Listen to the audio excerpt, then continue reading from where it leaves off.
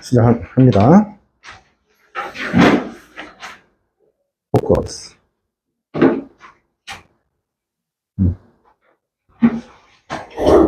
시작! 상염색, 염색체 유전 얘기했고, 자손의 유전자에 표현하는 방법에서 요 그림 있지, 그지? 응? 요거 뭡니까? 지금 내가 얘기하려고 하는 거는 혹시나 모를까봐. 퍼넷이라는 그 수학자가 있었어요. 이 수학자가 기하학적 확률을 표현하는 방법으로서 이런 거 고안해낸 거야. 멘델이 한 거 아닙니다, 이거. 그 기하학적 확률이라는 게 뭡니까? 예를 들어서 뭐 이런 거 있잖아. 그 관역이 있어. 양궁을 하는데 관역이 있단 말이야. 밖에 안 나간다는 전제하에 이 관역 면적 전체가 뭐냐면 그 화살이 맞을 확률 100%를 얘기하는 겁니다. 무슨 말인지 알겠니? 그럼 예를 들어서 여기에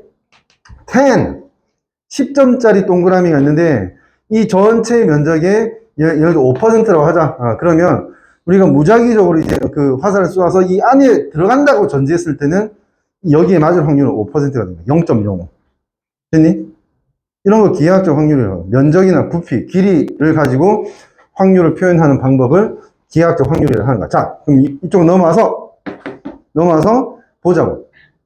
이게 왜 확률 표현이냐 하면 이런 거야. 자, 1차원 직선으로 예를 들어 아빠 쪽에서 유전자형이 대문자, 소문자였는데, 응? 자식에게 대문자를 물려줄 확률과 소문자를 물려줄 확률이 어떻습니까? 같지, 그지? 분리 법칙으로 동등하지, 그지? 동등하니까 요 전체 길이를 1이라 가정하면, 또는 A라 가정할까? L이라 가정할게. 이 전체 길이 L을 물려줄 수 있는 모든 경우의 수 또는 확률로 표현했을 때 대문자를 물려주는 거하고 소문자를 물려주는 길이가 동등하게 똑같이 2분의 1식으로 분배되게 만드는 겁니다. 이게 퍼넷이라는 수학자가 그렇게 만든 거고, 엄마 쪽도 마찬가지로 길이 똑같은 L이나 뭐 이거 직사각형으로 보이는데 아니면 대문자 L이라고 하면 돼. 됐지? 어쨌든 길이가 1 뭐 이렇게 전체 확률이 1이잖아, 그지? 그러니까 1 했을 때 물려줄 확률을 토대로 해서 여기도 길이 0.5, 요거 0.5. 이렇게 해서 이제 2차원 사각형, 정사각형을 만들어 보면 각각의 면적이 어떻게 됩니까? 4분의 1이 됩니다. 0.25. 맞니? 0.25지. 그러니까 이 하나의 사각형에 발견될 확률이 25%가 되는 겁니다. 뭔 말인지 아시겠죠? 그치? 그래서 이런 식으로 확률 표현을 하기 위해서 만든 게 퍼넷 사각형, 퍼넷 스퀘어이라고 하는 겁니다. 퍼넷 사각형. 써먹을 수 있으면 됩니다. 됐죠? 그래서 이제 각각 발견될 확률이 동등한 거야. 맞지? 그러니까 봐. 대문자가 발견될 확률이 4분의 1. 대문자, 소문자가 발견될 확률은 4분의 2. 2분의 1이지. 그 다음에 소문자 발견될 확률은 4분의 1입니다. 또는 우열의 원리에 의해서 우성이 발견될 확률은 4분의 3이고, 3개. 그 다음에 열성 순종. 그지? 열성이 발견될 확률은 4분의 1이 되는 거지. 뭔 말인지 아시겠죠? 오케이? 이런 식으로 써먹는 게 퍼넷 사각형이다. 이렇게 간단하게만 알아두고 넘어갈게요. 넘어가서 이제 그 상염색체 유전했으니까 그렇지. 성염색체 유전이 나오겠지.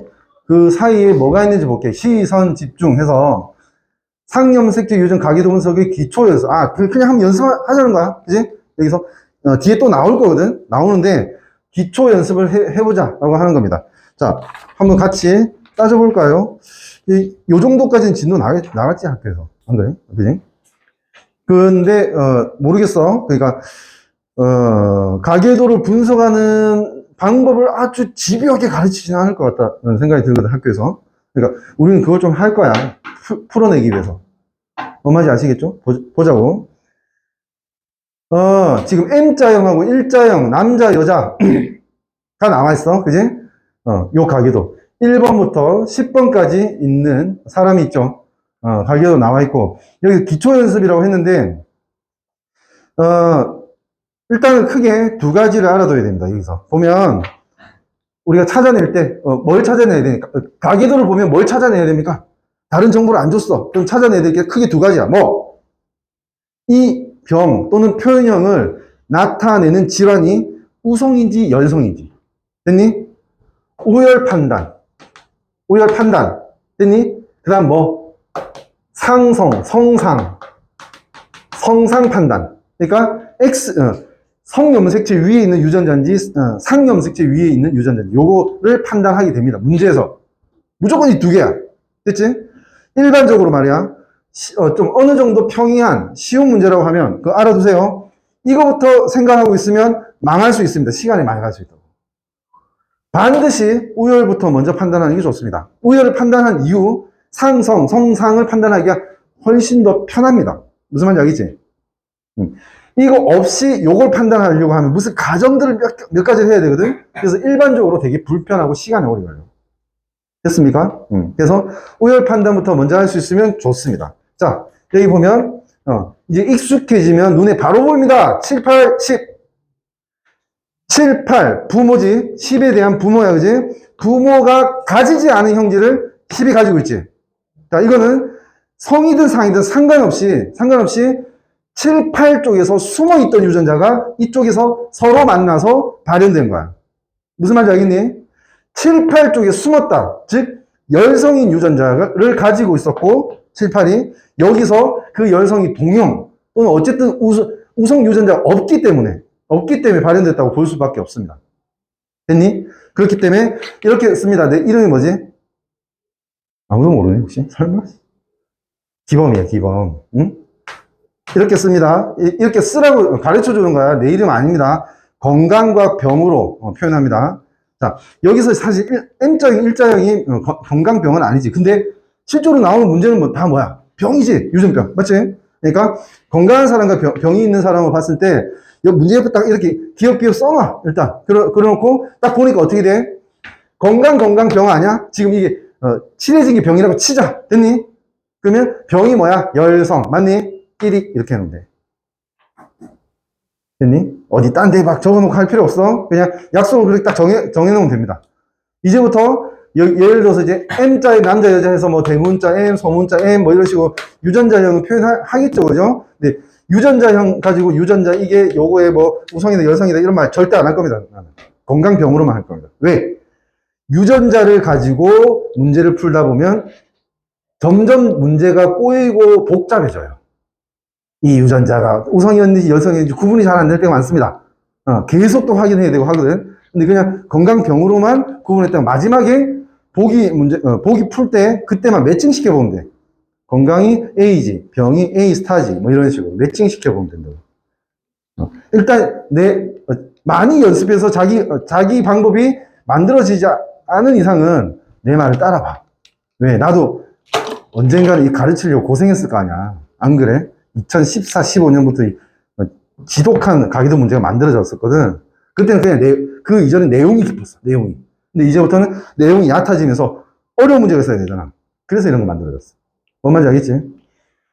다른 방법으로 하면 되게 복잡해졌다. 그래서 이제 이런 식으로 이제 정리가 됐다라고 생각하시면 됩니다. 됐죠? 이런 거 하나 알았어. 그 다음에 열성인 여자를 찾아라. 열성인 여자를 찾아라. 자, 우열이 판단됐으면 열성인 여자를 찾아라. 열성인 여자 여기 있지? 또 있나? 여기도 있지, 그지? 2명 있네? 열성인 여자를 찾아서 지금 내가 목적으로 하는 게 보이면 이건 상성도 바로 판단됩니다. 판단될 수 있습니다. 이렇게 말할게. 자, 열성인 여자야. 예를 들어서 가정을 해볼게. 이 여자가 X 염색체 유전이에요. Y 염색체 유전 없다고 했습니다. 됐지? X 염색체 유전이면 어떻게 돼 있는 걸 거냐 하면 X 프라임, X 프라임 이렇게 표현할게. 됐지? 이 프라임이라는 게 열성이라는 표현입니다. 됐니? 윤성아? 열성 동형이 돼야 되잖아. 그지? X 유전이면, 그지? 그러면 이 X 프라임과 X 프라임은 엄마한테, 아빠한테 반드시 하나씩 갖고, 받았어야 되지, 그지? 근데 아빠는 X를 몇 개 가져? 하나만 가지지. 그지? 하나만 가지기 때문에 지금 이게 X 유전을 가정했을 때는 아빠도 반드시 걸려 있어야 됩니다. 안 걸렸지? 안 말고 안 걸렸지? 걸리지 않았지? 그지? 그 말은 X 가정이 실패했다는 뜻입니다. 됐나요? 됐지? 그러니까 이 병이 있는 여성 또는 이제 열성인 여자를 딱 찾아서 아래 위로 훑어보는 거야. 아래 위로 훑어보는데 뭘 훑어보냐면 여자 보면 안 돼. 남자를 봐야 돼. 위쪽 남자가 누군데? 아빠야, 자기 아빠, 친아빠. 그 다음에 아래쪽 남자가 뭔데? 친아들이야. 됐니? 됐지? 친아빠 또는 친아들 중에서 한 명이라도 정상이면 이거는 뭐니? 상유전입니다. 그러니까 성유전이 아니다. 요거 건너뛰고 상유전이다. 이렇게 되는 거지. 됐죠? 그러면 그 이마형에 대한 거는 뭐지? 이마형에 대한 거는 일자형이 열성인 상유전을 한다라고 바로 판단할 수가 있습니다. 그러면 자, 일자형이 열성인 상유전을 한다라고 판단했죠? 하면 이제 어떻게 하면 되냐? 상유전이잖아. 남자 여자 구분할 필요 없이 한 쌍씩 가지고 있지, 유전자, 그지? 그럴 때 집중해. 에? 그럴 때 화난 거 아니야? 중요하다고 생각하는 거야. 처음에 시작할 때는. 그럴 때 무조건 열성인 사람부터 유전자형을 다 써놔. 그냥 써. 막 써. 밑에 이렇게 써. 됐니? 쓰면 이제 나머지 사람의 유전자형은 대부분 다 나옵니다. 예를 들어서 이게 만들어지려면 여기에 뭐니 스몰이 있어야 돼, 없어야 돼? 있어야 되지. 그지? 그러니까 이렇게 되는 거야. 100% 확률로. 그지? 그 다음에 얘들이 문제죠. 얘들은 문제도 아니다. 정상이기 때문에 대문자위를 무조건 가져야 되고 이쪽에서는 소문자위를 반드시 하나 받았어야 됩니다. 이거 100% 확률로 유전자는 결정되고요. 자, 요거이기 때문에 여기 마찬가지로 이렇게 돼야 돼요. 정상 유전자 있어야 되고, 그 다음에 물려준 스몰 A도 있어야 되죠. 그죠? 그 다음에 이쪽으로 와볼까요? 얘 때문에 얘는 이렇게 됩니다. 끝. 다 나오지. 자, 마찬가지입니다. 이게 X 염색체 유전이라는 게 결정이 됐을 때도 어떻게 한다? 열성인 사람은 이미 유전자형이 결정되잖아. 안 그래? 열성인 남자는 X'Y고, 열성인 여자는 X'X'이잖아. 그지? 결정이 됐잖아. 그지? 그래서 그것부터 다 쓰고, 아래 위를 보면서 이제 다른 사람의 유전자형을 판단할 수가 있다는 거지. 빨리. 됐나요? 방금 얘기하는 게 사실 가기도 문제의 한 30%인데, 이걸로 풀리는 쉬운 문제도 꽤 많습니다. 처음에 시작했을 때, 이거 없는데, 이거 있잖아. 이거 열성이잖아. 근데 이 열성 여자 잡아서 이거 아래 남자 보니까, 안 걸린 사람 한 명이라도 있으면 이건 절대 X 염색체 유전을 설명할 수 없잖아. 이거 있잖아. 그지? 이것만 해도, 충분히 문제를 풀어낼 수 있는, 가능성이 생깁니다.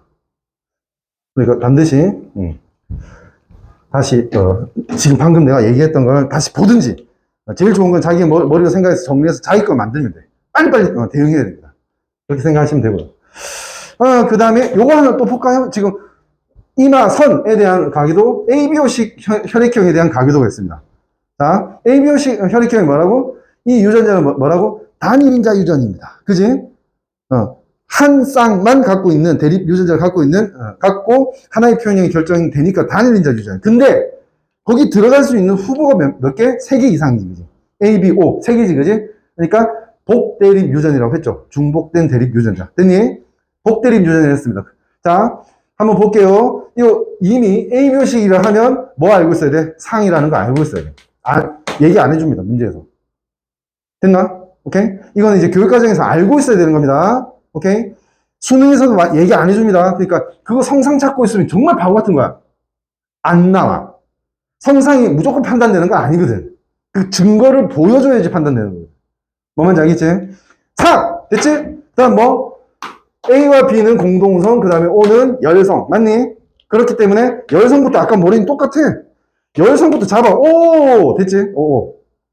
열성 잡았고 A형, B형이면 반드시 AO와 BO가 됩니다. 맞죠? AB형은 그냥 AB지. 딴 거 없지. 그지? 이 A는 반드시 AO입니다. 안 그래? 그지? 이 A니까 이쪽에 A 없어야 되고 여기서 A 왔어야 되고 그 다음에 A 그대로 유지되려면 B가 오면 안 되죠. O가 와야지. 그지?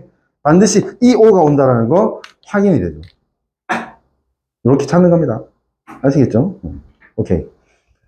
넘어가고. 밑에 가계도 분석의 기본이라고 하는 게 나오는데 한번 볼게요. 지금 이렇게 한 3가지 연습을 해본 거나 마찬가지인데 다시 한번 정리를 해본 겁니다. 읽어볼게. 첫 번째, 형질의 우열관계. 아까 말했잖아. 뭐 찾는다고? 가계도에서는 뭐 물어본다고? 우열, 상성 물어봐. 그지? 여기에서 파생되는 또 뭐 물어봐? 예를 들어서 자식의 표현형의 가지수나 확률. 끝입니다. 그러면 딱 끝이야. 여기까지 딱 물어보는 거야. 됐지? 그러니까 우열관계 파악하는 게 가장 중요하다 라고 하는 거죠. 우열관계 파악하는 게 가장 중요하다. 두 번째, 대립 유전자 기호 풀기 방법. 이거는 뭐 그다지 어려운 건 아니고 문제 풀기 위한 기술은 아니지. 그러니까 우성은 대문자, 여성 소문자라는 거 알지. 저번 수업 시간에도 얘기했죠. 이거는 뭐 40대 아줌마 아저씨들 다 아는 겁니다. 됐죠? 너네 당연히 알아야 돼. 3번, 열성형질인 사람 찾아서 유전자형 먼저 쓰기. 이거 내가 얘기했지, 그지? 여기서 도다다다다다 이렇게 쓰라고, 이제. 열성형질은 이제 이미 유전자형이 간단하게 결정되기 때문에 그것도 쓰고 다른 걸 아래 위로 표현해 본다. 판단해 본다. 이렇게 정리를 하면 되겠네, 그지? 오케이, 넘어갈게요. 사람 성결정 방법 그림이 왜 이렇게 크게 나와 있냐? 엄마 아빠가 있는데 그죠? 성을 결정하는 방법이라는 건 상염색체로 하는 거 아니지, 그지? 성염색체로 하는 건데 엄마는 당연히 어떤 난자든 정상 난자라면 X 염색체 하나씩을 갖고 있을 거예요, 그지? 아빠는 X를 갖고 있는 정자하고 Y를 갖고 있는 정자가 있겠지, 그지? 우리가 알고 있는 건 뭐냐면 이렇게 만날 때 정자 X를 갖고 있는 정자가 난자하고 만나면 여자, 그지? 여성이 되고 Y 갖고 있는 정자가 난자하고 만나면 남자가 된다는 거 알고 있습니다, 그죠? 오케이, 그렇게만 알아도 됩니다. 상관없어. 근데 요것도 진짜 30초짜리 내가 잠깐 설명을 해볼게. 실제 성결정이 어떻게 되냐? X, Y 조합되면 되냐? 아니야. Y 염색체 위에 있는 S, R, Y 유전자라고 하는 게 있어요. 외우지 않아도 됩니다. 성결정 Y 염색체 위에 있는 유전자 이 뜻입니다. 됐죠? Y 염색체에 어떤 유전자가 있는데 이게 발생 과정에서 이 유전자가 발현이 돼, 단백질로. 이 단백질을 하는 기능이 뭐냐면 태초에 사람은 발생 과정에서 다른 신호가 없으면 무조건 여자로 되게 돼 있습니다. 띵띵띵띵 이 4명도 다른 신호가 없었으면 여자가 됐을 겁니다. 심지어 XY 염색체를 가지고 있으면서도. 됐니? 근데 이 유전자가 정상이며 여기서 발현된 유전자가 정상적으로 기능을 하면 뭘 하게 되냐면 그 단백질이 그 유전자로 만들어진 단백질이 유전자 정보가 단백질 만드는 거는 알고 있지, 그지? 유전자 정보는 반드시 단백질을 만드는 정보야. 됐지? 이 유전자에서 만들어진 단백질이 뭘 하냐면 여자로 발생되는 그 과정 중에 어느 하나를 막으면 이미 프로그램이 되어 있거든. 여자로 발생되는 과정이 막히면 남자 쪽을 우회해서 발생이 됩니다. 남자 쪽으로. 됐나요? 그래서 실제로 성결정에는 오로지 Y 염색체에 있는 하나의 유전자가 다 책임을 지고 있구나. 얘 탓이구나. 이렇게 생각해도 된다는 거지. 옛날에 우리나라는 이제 아들을 낳기 위해서 노력하던 어떤 시기가 있었는데 지금은 아니지만 나 때만 해도 그래. 우리 누나가 3명이야. 왜일까? 나 낳으려고. 뭐 그런 시기였어. 근데 그 이전에도 그랬지. 근데 아들을 못 낳으면 어떻게 했어? 여자를 탓했어. 엄마를. 일반적으로 여자를 탓했는데 아주 간단하게 증명할 수 있는 거지. 내가 이제 여성 페미니스트 이런 거 아니야. 근데 과학적인 사실로 봤을 때는 결정은 뭐니? 난자가 할 수 있는 여지가 없어요. 그지? 이쪽에서 할 수밖에 없지. 뭔 말인지 알겠지? 근데 그럴 수도 있어. 아빠가 Y 염색체가 있는데 유전자가 잘못됐어. 아빠가. 유전자 잘못되면 XY 염색체 조합을 갖고 있는 애가 여자가 될 수도 있습니다. 왜? 이게 잘못되면 정상적인 단백질을 안 만들고 정상적으로 이제 그 발생을 막지 못할 거 아니야, 그지? 그럼 그 여자로 발생되는 거야. 되게 복잡해지지. XY 염색체를 갖고 있는데 유전자 질환으로서 여자가 될 수도 있다. 병으로서 여자가 된 건 아니지만, 오케이? 실제로 일어나는 일입니다. 이 정도 알아두시고요. 자, 성염색체 유전 한번 가볼게요. 상했으니까 성해야지, 그지? 성염색체 유전은 당연히 X 또는 Y 염색체 위에 있는 유전자에 의해서 발생되는 유전병이지. 여기 가장 중요한 표현은 뭐라고 했냐면, 저번 시간에도 보여줬습니다. 성별에 따라 발현되는 빈도가 다르다. 그지? 예를 들어서 이런 겁니다. 혈우병, 해볼게. 혈우병. 열성, X 염색체 열성 유전합니다. 혈우병이. 피 안 멈추는 거, 그지? 근데 우리나라에서, 그러지 말까? 서산에서, 혈우병 유전자를 가진 X 염색체가 발견될 확률. 됐니? 모든 사람의 X 염색체를 모아서 혈우병, X 염색체가 발견될 확률을 보니까 0.25대. 0.25대. 그러면 서산에 있는 닫힌 개 내에서, 그러니까 다른 데 교류가 없다고 치자. 됐지? 서산에 있는 사람 중에 남자가 혈우병에 걸릴 확률은 어떻게 됩니까? 그냥 Y는 당연히 남자가 갖고 있을 거고, 그러면 X 하나를 얻게 되는데 그 X가 그냥 요거일 확률이지, 그지? 그러니까 0.2가 됩니다, 그냥 혈우병 걸릴 확률이. 근데 여자는 어때? 여성 동형이 돼야 되잖아. 이렇게 돼야 되지. 그러면 두 자리에 동시에 X'을 가질 확률이 돼야 되는 거야. 혈우병이 되는 거야. 그러면 0.2 곱하기 뭐? 0.2. 그래서 0.04. 반드시 달라질 수밖에 없습니다. 반드시라는 말은 뭘 뜻하는 거냐 하면요. 이게 걸릴 확률을 P라고 할게요. 이런 거 뭐 주관식으로 나올 수 있을지 모르겠는데 나오면 애들 다 못한다. 이걸 P라고 하자. 확률은 뭡니까? 1보다 크고 0보다 크고 1보다 작지, 그지? 확률값은. 그럼 얘는 뭐야? 발견된 확률 P지, 맞지? 얘는 뭐야? 발견된 확률 P 제곱이지, 그지? 그지? 됐지? 이 확률이 0과 1이 아니라고 가정했을 때는 얘는 같아질 수 없습니다. 안 그래? P 이꼴 P 제곱, P 이꼴 0, P 빼기 1. 그지? P는 0, 1, 이 돼야지 이제, 등호가 성립하지, 그지? 뭔 말인지 알지, 그지? 같아질 수 없습니다. 그러니까 성별에 따라 발현되는 빈도가 다르다는 것은 참입니다. 논리적으로 참입니다. 뭔 말인지 아시겠죠? 그리고 하나 더 알아둬야 될 거. 자, 그러면 어느 쪽이 발현 빈도가 큽니까? 열성 유전에서. P는 1보다 작은 값이잖아. 그러니까 이 P보다 P 제곱은 P의 1보다 작은 P를 하나 더 곱한 거 아니야. 그지? 그러니까 확률이 더 작아질 수밖에 없습니다. 무슨 말인지 알겠니? 그러니까 항상 X 염색체 열성 유전을 한다라고 하면 이거는 여자보다 남자의 발현 빈도가 더 크다. 요것도 논리적으로 참입니다. 아시겠죠? 이렇게 딱 정리됩니다. 자, 예시를 봅니다. 이제 정록생명이 먼저 나오네요.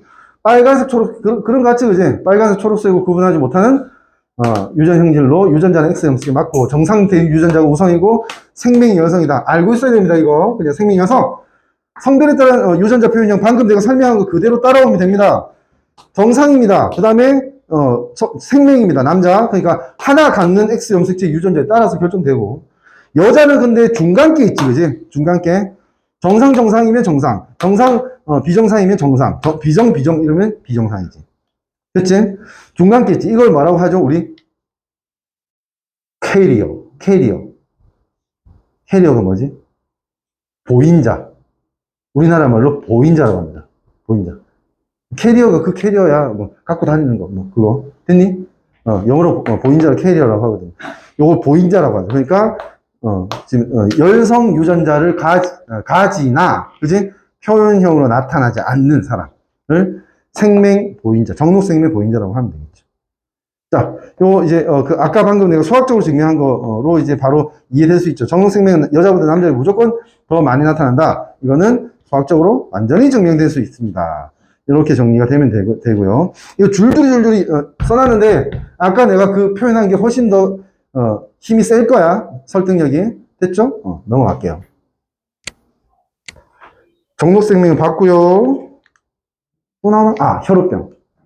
혈우병 나오죠, 그죠? 출혈 시 혈액 잘 응고되지 않는 유전 형질이다. 알고 있고. 이것도 마찬가지로 병을 만드는 유전자가 여성입니다. 그러니까 마찬가지로 혈우병도 여자보다 남자에게 많이 발견됩니다. 똑같은 논리로 이제 보인자도 있고요. 그지? 여자 쪽에 보인자 있죠? 이렇게 정리가 되면 될 것 같아요.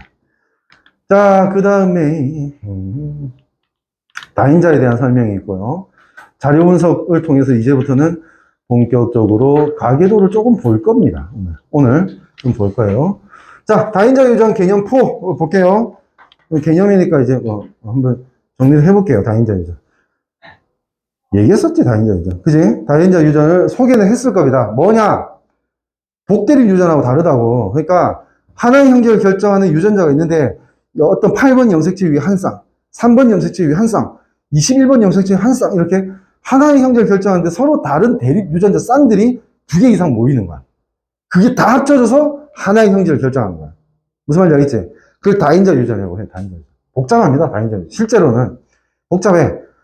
지금 그 얘기를 하는 거고, 다인자 유전의 특징이 그러니까 유전자의 영향이 분명히 있고 또 복잡하게 환경의 영향까지 받는다라는 거 요거 하나 알아두세요. 단일인자 유전은 환경의 영향이 없다라고 거의 완전히 없다 이렇게 말할 수는 없지만은 무시해도 좋을 만큼 적다, 작다 이렇게 봐야 되는데 다인자 유전은 일반적으로 환경의 영향을 많이 받습니다. 키, 몸무게 이런 거 환경 영향 많이 받잖아요.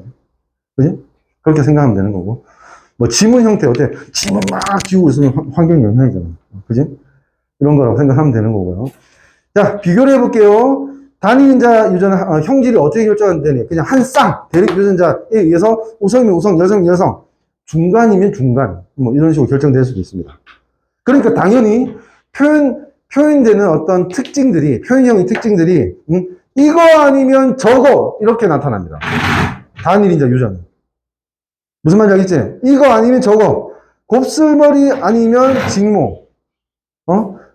깃불이 이제 분리형과 부착형, 이렇게 딱, 구분이 될 수 있다는 뜻이죠. 근데 키 같은 경우에 뭐야? 완전히 정규화돼 있지. 정규화돼 있다는 게 무슨 말이냐? 정규 분포. 대칭된 확률 분포 얘기하는 겁니다.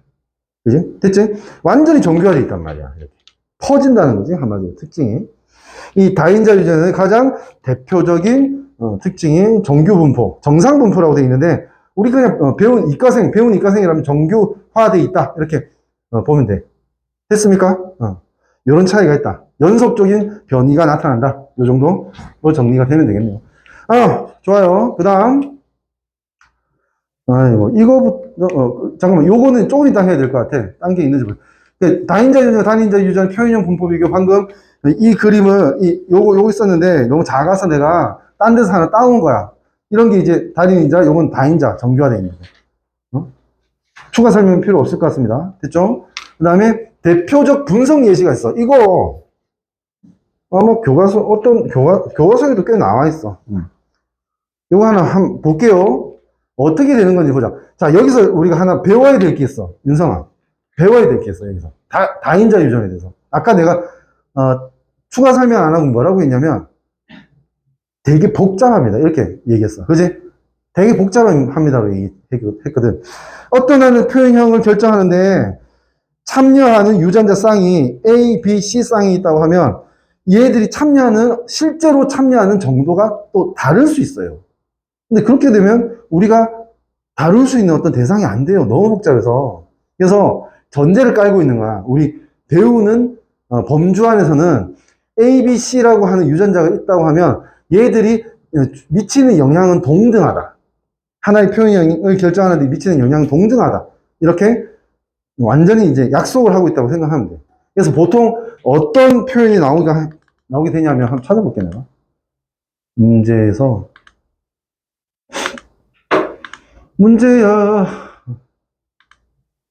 요런 문제인데. 이런 문제.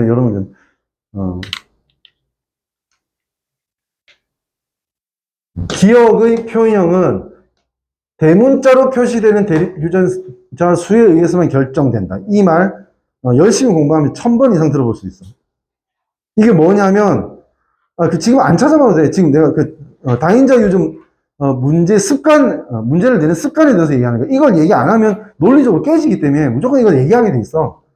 평가원 얘기하고 교육청 얘기하고 사설 모의고사 얘기해. 그지? 학교에서 얘기 안 할 리도 없고. 그러니까 아까 말했지. A, B, C가 이렇게 이제 어떤 하나의 형질을 결정하는데 어떻게 결정하는데 하면 그 약속이 뭐냐면 대문자 개수에 따라서 형질이 달라진다. 이렇게 약속을 하는 거야.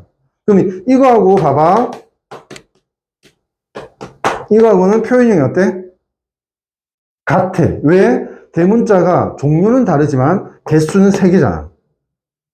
그지? 얘도 3개, 얘도 3개지. 이거 다 소문자로 내가 쓴 거야. 됐지? 이렇게 되는 거야. 다인자 유전의 특징입니다. 그러면 다인자 유전의 표현형은 어떻게 되냐? 이렇게 3개의 유전자 쌍이 모여서 만들어진 표현형은 결국은 대문자 개수에 의해서 결정된다면 대문자는 0개부터 6개가 있겠지, 그지? 조심해야 돼. 6종류 아닙니다. 7가지가 됩니다. 맞지? 0부터 6이면 1부터 6이 6가지잖아. 그지? 7가지가 된다는 거. 오케이? 그러니까 대문자 또는 소문자가 들어갈 수 있는, 선택해서 들어갈 수 있는 자리가 N개가 있으면 그지? 표현형의 종류는 n 플러스 1개입니다. 뭔 말인지 아시겠죠? 오케이? 응? 이렇게 받아들이고 있어야 됩니다. 자, 다시 앞으로 다인자로 넘어갈게요. 어? 이거 하고 있었지? 그지? 이거. 사람 피부색 유전에서 대표적인 분석 예시가 나와 있습니다. 요것도 하나 얘기해볼까? 문제를 낼 때 C를 잘 표현 안 합니다, 사실. 왜? C는 대문자와 소문자를 구분하기가 좀 어려울 때가 많거든요. 그렇기 때문에 유전자 문제에서는 C 대신에 A, B 다음에 바로 D로 넘어갑니다, 보통. 그것도 알아두고. 근데 여기서 이제 그 인쇄되어 있는 거니까 C로 이제 표현했어, 그지? 자기 고집이야, 이거. 이렇게 표현한 거 자기 고집. 잘 안 합니다, 이렇게. 자, 이런 부모가 있고, 이 부모에서 나타날 수 있는 자식의 표현형 또는 유전자형에 대한 다양성을 뭐로? 퍼넷 사각형으로 나타낸 겁니다. 됐지? 이 말 이해하지? 그래서 보니까 대소. 이쪽도 대소지, 그지? 그러면 어떻게 되냐? 이렇게 되는 겁니다. 이쪽에서 A, B, C에 대해서 대문자 받을 확률이 어떻게 돼? A 둘 중에 하나, B 둘 중에 하나, C 둘 중에 하나잖아. 그지? 를 받을 확률이니까 2분의 1 곱하기 2분의 1 곱하기 2분의 1. 그래서 8분의 1이 되는 겁니다. 무슨 말인지 알겠니? 똑같이 A, B, C에 대소대 받을 확률이 어떻게 돼? 마찬가지야. 둘 중에 대문자, 둘 중에 소문자, 둘 중에 대문자를 받을 확률이니까 이것도 8분의 1입니다. 대소대. 그러니까 이 피부 색깔로 봤을 때는 대문자여야지만 피부 색깔이 진해진다고 하면 소는 옅어지게 하는 영향을 주는 거거든. 그러니까 까만 거, 흰 거, 까만 걸 찾으면 됩니다. 이게 방금 내가 얘기한 겁니다. 무슨 말인지 알겠지? 그런 게 몇 가지 있습니까? A 쪽에 둘 중에 하나, B 쪽에 둘 중에 하나, C 쪽에 둘 중에 하나이기 때문에 2 곱하기 2 곱하기 2. 8가지가 생깁니다. 이렇게 8가지. 됐나요? 이쪽도 8가지 생깁니다. 됐지? 그럼 64가지의 작은 사각형이 나오고 각각 하나의 길이를 8분의 1로 볼 수 있으니까 요 하나의 작은 사각형의 확률은 64분의 1이 됩니다. 이렇게 받아들이는 겁니다. 아시겠죠? 그래서 요걸 가지고 이 까만 바둑돌 같이 보이지, 그지? 까만 바둑돌을 개수대로 이렇게 한번 비교를 해보면 완전 하얀 건 요거 하나밖에 없지. 그지? 근데 하나짜리는 하나, 둘, 셋, 넷, 다섯, 여섯, 몇 개 나옵니다. 뭔 말인지 아시겠죠? 그지? 하나짜리. 어쨌든 이런 식으로 쭉, 우리가 구성할 수 있다는 거지. 됐습니까? 그래서 그걸 막대 그래프로 그려보면 거의 뭐다? 정규화되어 있는 곡선하고 비슷한 모양을 만들어낼 수 있습니다. 아시겠죠? 이렇게 다인자 유전을 해석한다 라고 알아두면 되겠습니다.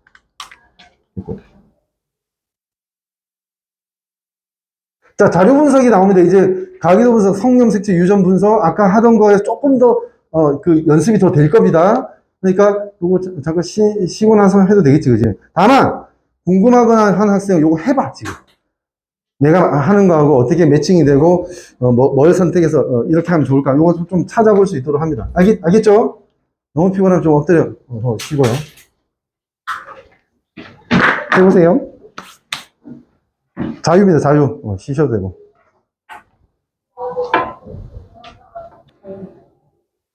자, 이제 문제를 봐야죠. 응? 문제라고 봐도 되겠지, 뭐. 이제, 봅시다! 해보자!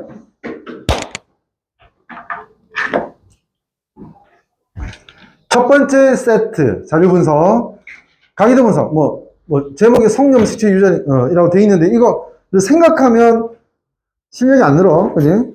그냥 이거 보면서 그냥 바로 파악을 할 수 있어야 돼. 자, 집중. 우리가 했던 거야, 보자고. 집안의 정록생명에 대한 가계도를 나타낸 것이 사실은 정록생명이라고 하면 뭐다? X유전이라고 이렇게 그냥 바로 알고 있어야 되는 겁니다. 그죠? 그리고 또 알 수 있는 게 뭐냐면 정상인 부모에서 열성인 자식이 나타났어.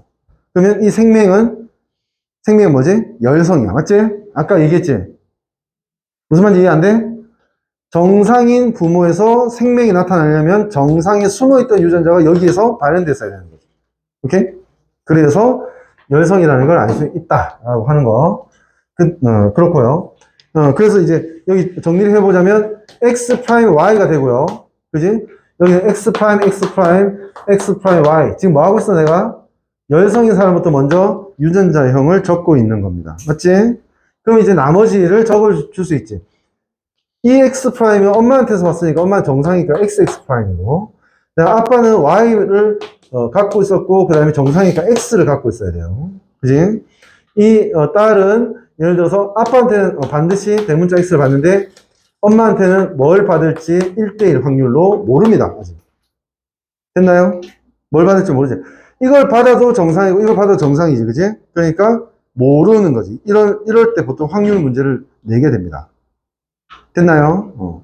그 다음에 이쪽으로 와보면 x 프라임 프라임 딸이 있어야 되기 때문에 엄마는 xx 프라임이 돼야 되고요. 정상인데 보인자여야 된다. 이 뜻입니다. 그지? 줘야 되니까 자식에게. 그 다음에 이거는 마찬가지로 아빠한테 x를 받는데 엄마한테는 뭘 받을지 모릅니다. 뭘 받아도 정상이기 때문에 동등합니다. 확률은. 됐나요? 그래서 이렇게 되는 거죠. 자, 이런 상황에서 뭐 예를 들어 3, 4의 부모 밑에서 3, 4의 부모 밑에서 정록생명인 딸이 태어날 확률은 얼마이다. 뭐 이런 식으로 얘기하는 거지. 근데 그럼 딸이 태어날 확률이 어떻게 돼? 아빠한테는 무조건 정상 x를 받기 때문에 0입니다. 0. 딸은. 맞지? 무조건 정상 유전자 하나 있으면 생명은 안 되잖아. 여자는. 그지? 정록생명인 아들이 태어날 확률은 어떻게 됩니까? 아빠는 y를 줘야 되고 엄마는 둘 중에 하나 주지. 이거 받아야 되니까 2분의 1입니다. 둘 중에 하나. 됐나? 됐지? 그러면 이 부모 사이에서 정록생명인 자식이 태어날 확률은 어떻게 됩니까? 일단 여자 쪽은 없잖아. 딸. 아들이어야 하고 아들 중에서도 둘 중에 하나가 그지? 둘 중에 하나가 이제 정록생명이 되니까 정록생명인 아들이 태어날 확률은 4분의 1이 되는 겁니다. 윤성아, 알겠니? 자, 이 문제가 뭐냐면 이게 별거 아닌 것 같지만 놓치면 이유를 모르기 때문에 다시 따라가지 못합니다. 그래서 이제 원래 공부라고 하는 거는 집중 없이는 완전하게 해낼 수가 없어. 원래 공부는. 알아둬라. 그리고 안 되면 동영상 강의 부분 찾아봐서라도 커버해서 이해할 수 있도록 하고 그렇게 해야 됩니다. 자, 넘어가 볼게요. 가이드 분석. 이번에는 어떤 집안의 유전병, 기억 이렇게 돼 있지? 자, 여기서부터 좀 더 본격적이라고 보면 돼. 그러면 기억 이렇게 써. 옆에 문제가 있으면 옆에 약간 틈이 있잖아. 그지? 빈 공간 있잖아. 그지? 왜 쓰라고 하겠니? 이거 그 정보들을 찾아서 따로따로 놔두면 이걸 다 합쳐서 뭔가를 판단하기가 되게 복잡하고 어려워. 그러니까 한 군데 정리하라고 간단하게. 기억, 난 여기 지금 유전병 기억이 된 이렇게 했으니까 기억밖에 없잖아. 이 문제는 간단한 문제거든. 기억만 쓰면 되는데 알잖아. 문제 어려워지면 기억, 니은, 디귿 뭐 이렇게 많아지면 니은, 디귿 이런 식으로 이제 표현할 수가 있는 거지. 그지? 그 다음에 예를 들어서 아까 얘기했던 것 좀 이따 다시 한번 얘기할게. 자, 이 상황이야. 유전병 기억에 대한 거고 대립 유전자가 A와 A 스타가 있대. 자, 언젠가부터 가기도 문제가 원래는 안 그랬거든. 근데 언젠가부터 가기도 문제가 대문자 A와 소문자 A 이렇게 주는 문제가 점점 사라지고 대문자 A와 대문자 A 스타 이렇게 그 유전자를 줍니다. 그 이유가 뭐겠니? 우열을 얘기해 주기가 싫은 거야 이제. 이게 소문자면 우성 여성 이미 얘기해 준 거 아니야. 이게 여성이 이게 우성이라는 걸 얘기한 거야. 근데 대문자 A와 대문자 A 스타면 이거는 뭐가 우성이고 뭐가 열성인지를 얘기를 안 해주는 겁니다. 찾으라는 겁니다. 찾아라. 아시겠어요? 그래서 이렇게 문제를 낸다라고 딱 이해하고 있으면 되고요. 결정되고 근데 여기서는 얘기해줬어. 여기서는 A는 A 스타에 대해서 완전 우성이다. 그렇다고 내 말이 지금 틀린 말은 아닙니다. 문제 풀어보세요. 그러면 그 우열을 판단하는 어떤 다른 경로를 주고 A 스타로 배치한 문제가 매우 많다라는 걸 알게 될 겁니다. 됐죠? 자, 일단은 이거는 지금 이미 나온 정보니까 기억인데 이렇게 써놓을게. 됐지? A 스타가 딴 세 번이나 해야 되잖아. 귀찮잖아. 그러니까 스타 대신에 A-라고 해, 그냥. 자기만 알면 되잖아. 안 그래? 간단하게. 자, 이렇게 되고, 이제 이거 보는 거예요. 보는 건데, 봐. 이건 좀 쉽기 때문에 그런 건데, 정상 부모에, 걸렸어. 열성. 열성이지? 병이 열성이지, 병. 그지? 그럼, 뭐라고 했지? 이게 열성이잖아. 지금, 문제에서 보여줬잖아. 그지? 여기에 비읍을 적는 거야. 병. 됐지? 그럼 당연히 이건 뭐지? 기억. 건강. 오케이? 이렇게 적는 거야. 별거 아닌 게 아니야, 지금 이게. 이것 때문에 가계도 문제를 적응할 수도 있고, 실패할 수도 있습니다. 이렇게 연습을 좀 할 수 있도록 하고, 내가 왜 멍청이. 이렇게 왜, 이걸 오버래핑 시키면 안 되지. 예. 여기까지 우리가 알아낸 거 아니야? 맞지? 알아냈지, 지금? 그 다음에 또 알 수 있는 건 뭐지? 여성이면 여자를 찾아라. 여자 중에 아래 위 남자의 표현형이 다른 게 있으면 이건 상유전이다. 아까 말했지. 그지? 왜? 성유전이면 이 여성이기 때문에 아빠가 반드시 여성 유전자를 줘야 되는데 그게 안 되잖아. 그지? 그러니까 규律법이지, 한마디로. 나리법비. 이거 아니니까 저거다. 성유전 아니니까 상유전이다. 이렇게 얘기를 한 거야. 됐죠? 좋아요. 그럼 이제 정리를 하는 거지. 상유전이라 했잖아. 상유전, 상상유전, 상유전이라고 하자. 그럼 이제 보는 거야. 자, 병이 있지, 그지? 병에 지금 이 문제는 요걸로 해도 돼요. 되는데 헷갈린다고 했지 아까, 그지? 언젠가 내 마음을 이해할 거야. 됐지?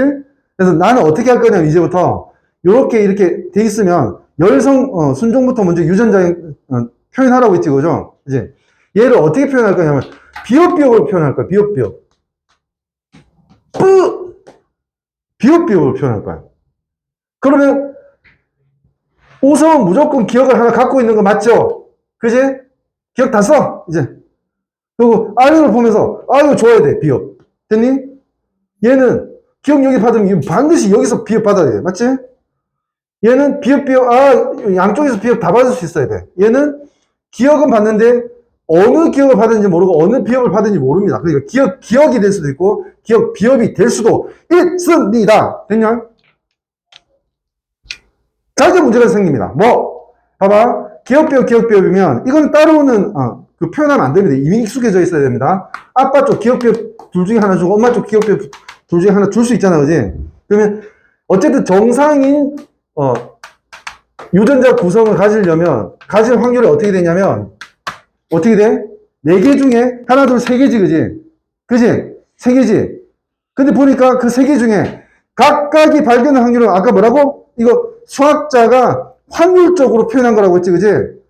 동등하잖아, 그지? 동등하니까 기억이 될 확률은 전체로 봤을 때 4분의 1이야. 비읍이 될 확률은 전체로 봤을 때 4분의 2입니다. 근데 봐봐. 잘 들어보세요. 이 사람 어때? 남자지. 확실하지? 남자라는 게 확정됐고 병이 없다는 게 확정됐지. 병이 없다는 게 확정됐으면 이 편에 쌓기위해서 맨 오른쪽 아래에 있는 거 잘 안 보이지? 쭉 꺾어서 봐라. 비읍. 이건 아니잖아, 무조건. 아니지.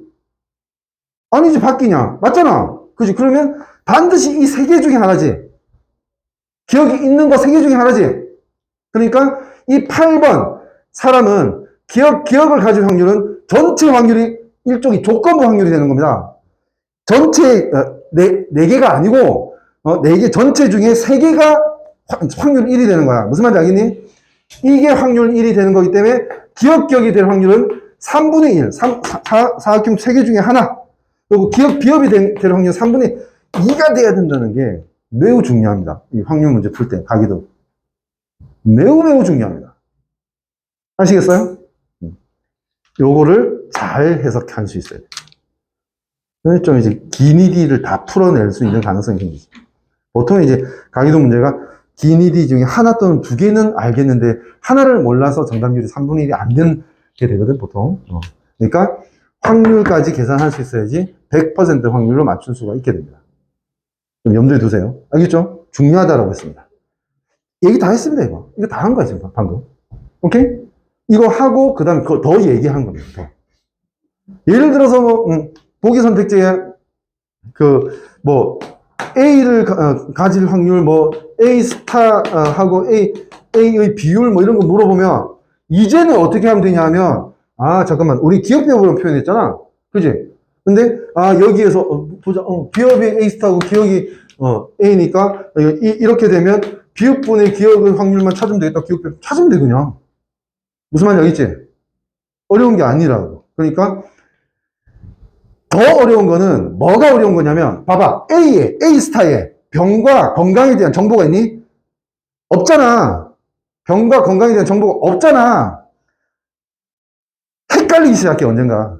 문제가 복잡해지면 A가 병인지 A 스타가 병인지 헷갈리기 시작한다고. 근데 A만 있냐? B 스타도 있고 D 스타도 있는데 헷갈리기 시작하면 이제 망하게 돼. 그래서 각각 다 기억 비읍으로 하는 거야. 자기 약속만 있으면 되는 거야. 그러면 내가 무의식 중에도 얘가 병 유전자를 몇 개 가지고 있고 건강 유전자를 몇 개 가지고 있는지는 그냥 눈으로 머리를 굴려서가 아니고 눈으로 보고 아는 거 아니야, 그지? 그래서 오류가 날 확률을 어느 부분을 제거를 할 수 있습니다. 그래서 기억 배역으로 표현하라고 하는 겁니다. 문제를 풀어보면서 계속 더 느끼게 될 겁니다. 넘어갈게요. 또 더 있지. 가계도 분석 요소 추가. 좀 아쉬워서 하나 더, 달아놨어, 내가. 한번 볼게요. 어디 갔냐? 추가. 잠깐만. 야, 이거 칼라여야지만 알 수 있는 거야. 자. 내 보기에 이거 지금 칼라거든? 요거하고 요게 지금 병이야. 맞지? 그 체크를 해줘야 돼. 아니면 알 수가 없죠. 거의 구분 안 되지. 요거만 조금 진한 거야. 칼라야, 칼라. 딴 거는 확실히 없습니다. 자, 볼게요. 뭐 딴 거 없어. 그냥 이거 가지고 하래. 알고 있는 거 있잖아. 이거, 어때? 정상 부문에서 나왔지? 뭐 잘못된 거 있니? 잘못된 거 없지, 그지? 오케이. 계속 간다. 정상 부문에 나왔고, 열성 여자 잡아서, 아빠, 아들. 요번에 아들도 있네? 표현형이 다르지? 이러면 어떻게 되지? 이게 열성이지. 정상 부문에서 없던 게 나왔으니까 열성. 이 병이 열성. 그 다음에, 뭐 어떤 유전이야, 이거? 상유전이지, 그지? X 염색체 유전으로 설명할 수가 없지. 그지? 아래 위 남자 봤는데 같은 표현형이 이어야 되거든. X 염색체 유전이면 100%로 같은 표현형이 이어야 되거든. 안 되지. 또 놓쳤을 수 있다. X 유전이면 이렇게 돼 있잖아, 유전자가. 열성. 그지? 그러면 아빠한테도 열성을 받았어야 되고 아들한테 열성을 줘야 되지, 그지? 근데 아빠와 아들이 중에 적어도 어느 한 명이 열성 표현형이 아니라고 하면 아빠는 X 하나밖에 없는데 열성 표현이 아니라고 하면 이거는 X 염색체 유전으로 설명할 수 없다라고 지금 세 번째 얘기하고 있어요. 그렇죠? 상유전이니까 알았습니다. 그러면 여기서 우리가 바로 판단할 수 있는 거는 기억비읍이 있고요. 건병이 있고 상이라고 적어주면 되겠지, 그지? 건병이고 병이 열성입니다. 그죠? 그리고 여기 병병 적고 다다다닥 유전자형 다 적으면 됩니다. 아시겠죠? 자, 그 다음 두 가지 형질. 이제 두 가지 형질. 일이 점점 커지네? 이렇게 되는 거야. 두 가지 형질에 대한 가계도 분석을 한번 해볼게요. 뭐니? 이렇게 되면 정목생명하고 ABO식 혈액형이야. 이 문제는 뭐냐면 ABO식이라고 하는 거는 이미 뭐다? 알고 있어야 된다. 교육과정에서 상이라고 하는 거. 그치? 정목생명이라고 하는 거는 이미 알고 있어야 돼. 교육과정에서 X 염색체 유전이라고 하는 걸 알고 있어야 됩니다. 그치? 그러니까 이건 따로 그리고 또 이런 식으로 된다고 하면 ABO식과 정목생명은 또 뭐? 독립되어 있다. 그러니까 다른 염색체 위에 있는 유전자다. 오케이? 그것까지도 내포하고 있는 의미가 있다고 생각하면 돼. 왜? 연관돼 있을 수도 있거든, 유전자가. 얘가 전달되면 같이 전달돼야 되는 게 있을 수 있어. 무슨 말인지 알겠지, 그지? 그렇기 때문에 독립인지 연관인지까지도 생각을 해야 될 수가 있어. 연관이라는 용어를 처음 들어보는 거 아니죠? 오케이? 같은 염색체 위에, 뭐, A라는 유전자와 D라는 유전자가 같이 있으면 어쩔 수 없이 요거 염색분체는 어느 한 정세포든 난세포로 갈 거니까 이게, 이거는 항상 같이 전달될 운명이잖아. 이 대문자 A가 전달되면서 소문자 D가 전달될 수 없잖아. 그지? 그런 게 연관입니다. 다시 한번 높아지면 얘기해봤고요. 자, 이렇게 합니다. 보통은 나는 이렇게 해요. 그러니까 ABO식은 ABO 알잖아. 그지? 그대로 이제 O형부터 한번 적어주는 겁니다. O형부터. O형 적어주고 AB형도 완전히 결정되어 있기 때문에 적어주면 되겠죠. 그럼 이제 이 유전자형 알죠? BO형, BO형. 맞죠? 그지? 근데 여기서 B형이 나타난다는 건 이게 AA형이 아니라는 뜻입니다. 맞나요? AA형이면 B형 나타날 수 없죠? 그러니까 AO형이라는 걸 알 수 있습니다. 그러면 당연히 BO형이 되고요. 얘는 여기는 모르겠습니다. 아직. 됐나요? 이렇게 유전자에 적을 수 있고 이제 뭐 정록생명에 대해서 한번 얘기를 해볼까요? 정록생명 여성 유전이라는 거 아니까 정록생명이 되어 있는 사람들을 다 표현을 해볼게요. X-X- 여자니까 남자는 어떻게 해야 돼? X-Y로 해야 됩니다. X-Y고요. 자, 그러면 이 여자들은 어떻게 될 거냐면 XX-가 돼야 됩니다. 정상이니까 다. 맞죠? 그럼 이 남자는 XY가, 요 밑에 XY 이렇게 적으면 됩니다. 보통 이제 연관이 돼 있을 수 있단 말이야. 아까 말했듯이. 이런 게 있을 수 있어. 봐봐. 대소야. 근데 연관이래. A와 B가. 유전자형이 이렇게 대소라고. 응? 연관이라고 하면 염색체, 상등 염색체가 있을 때, 봐봐. 이런 유전자형 조합이 나올 수 있는 게 대문자의 대문자 B와 소문자의 소문자 B 이렇게 연관됐으면 합쳐보면 이렇게 되지. 그지? 근데 이렇게 있어도 합쳐보면 그렇게 되지 않니? 안 그래요? 대문자끼리, 소문자끼리 연관되어 있거나 아니면 대소가 조합되어 있거나 다 유전자형 같을 수 있잖아. 그지? 그래서 혹시나 연관이 되어 있는 문제가 나오고 가계도를 얘기한다고 하면 어떻게 해야 되냐면 예를 들어서 이 연관이라 하면 이렇게 해야 됩니다. 그러니까 뭐 예를 들어 A와 B가 연관이다 하면 이 밑줄 하나 꺾고 A, 스몰 b, 스몰 a, 대문자 B 이런 식으로 표현을 해주는 겁니다. 이게 뭘 뜻하는 거냐면 이 양쪽이 상동 염색체, 한 쌍의 염색체 위에 있는 유전자들이다라는 표시입니다. 됐죠? 그럼 이제부터 이런 유전자는 어떻게 해? 요거 하나만 가져가는 게 아니고 이거 가져갈 때 반드시 스몰 b도 같이 가져가는 겁니다. 이거 가져갈 때 같이 가져가는 겁니다. 알겠나요? 결국 아래 위에 이제 어떤 유전자 조합으로 전달될 것인지를 판단해야 되는 게 가계도 문제이기 때문에 이런 표기 방법을 쓰면 된다라고 하는 거고 여기서 너무 명확하기 때문에 내가 얘기 안 했지만 어떤 문제에서 모르고 있는 유전자의 유전병에 대해서 이렇게 얘기했는데 독립이라는 걸 알았다 하면 나는 여기서 중간에 밑줄 하나 꺼줍니다. 따로 놓는다고 밑줄을 껐습니다. 독립과 연관을 구분하기 위해서. 뭔지 아시겠죠? 이런 식으로 하면, 그러니까 지금 오늘 내가 얘기했던 몇몇 가지 표기 방법들이 있는데 이 방법 합쳐봤자 몇 문제를 하다 보면 익숙해져. 내가 보기 어려운 표기 방법은 아니거든? 익숙해져. 그지? 그때부터 써먹으면 돼, 그냥. 네? 간단한데 그 방법을 모르고 문제를 풀 때 참 가혹하게도 많은 고통, 그리고 열심히 했는데 실수 때문에 틀리고 이런 걸 겪게 되거든. 그걸 제거할 수 있는 방법이라고 생각합니다. 멘델의 유전 법칙에 대해서는 여기 우열의 원리, 분리 법칙, 독립 법칙 저번에 설명을 했어요. 해서 이건 따로 그냥 한번 읽어볼 수 있도록 합니다. 오케이? 읽어보면 되고요. 멘델의 유전 법칙으로 설명되지 않는 유전 현상이라고 하는 게 나오는데 요거까지 한번 읽어보는 거 숙제로 할게요. 읽어보는 거. 자, 공동우성이라고 하는 게 있고 중간 유전이라고 하는 게 있대요. 이 중에서 공동우성은 이미 얘기한 겁니다. 뭐 ABO식 혈액형 에서 A와 B는 같이 있으면 둘 다 발현돼. 같이 있으면 둘 다 발현되면 이거 공동우성이라고 하는 거예요. 됐죠? 그런 얘기고. 그러니까 공동우성은 뭐 다인자, 다인자 이거하고는 관계가 없어요, 사실. 관계는 없어. 관계는 없고 그냥 같이 발현되면 공동우성입니다. 됐죠? 그 다음에 중간유전이라고 하는 것도 얘기는 했어요. 뭘로? 색을 발현하는 효소로 이제 얘기를 했을 겁니다. 색을 발현하는 효소를 지정하는 유전자가 있는데 어떤 유전자는 그 제대로 된 효소를 만들어낼 수 있고 열성 유전자는 만들어낼 수 없다고 치자. 그러면 그 색이 빨간색이라 하자. 그러면 그 대립 유전자에 정상적인 유전자가 둘 다 있으면 여기서도 색바른 효소가 만들어지고 단백질이 여기서 만들어지면 충분히 빨간색을 만들겠죠. 그래서 꽃잎의 색깔이 된다고 하자. 그러면 이 꽃은 보통 빨간색이 됩니다. 근데 대립 유전자 중에 어느 한쪽은 정상 효소를 만들어, 단백질을. 근데 어느 한쪽은 못 만들어. 그럼 어떻게 돼?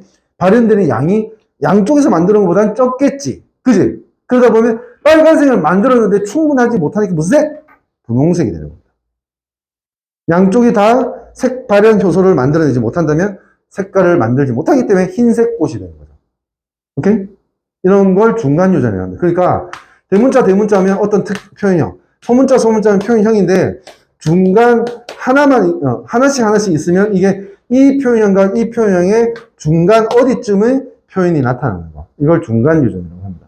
그러니까 봐봐, 중간 유전은 유전자 형에 따라서 표현형이 뭐지? 다 달라집니다.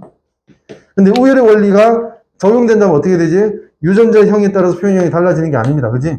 우성 유전자가 하나 이상 있는지 없는지에 따라서 표현형이 달라지는 거죠. 오케이? 이렇게 알아두면 되고요. 그 다음에 연관 유전이라고 하는 게 이런 겁니다. 방금 내가 몇 번 설명했던 거. 어떤 유전자들이 한 염색체 위에 같이 있으면 감수 분열을 할 때 이렇게 대대소소 이렇게 엮여 있다고 하면 이게 엄빠한테 받은 염색체라고 했을 때 전달이 될 때 반드시 어떻게 돼? 대문자를 전달받은 대문자 B하고 동시에 같이 돼야 되는 거지. 그지? 소문자는 소문자끼리만 전달돼야 되는 겁니다. 그러니까 이렇게 됐을 때는 유전자형은 이렇게 대소인데 퍼네사각형으로 배우자 세포, 그러니까 정세포, 난세포가 갖고 있는 유전자형을 얘기할 때는 원래 이게 독립이면 어떻게 돼야 돼?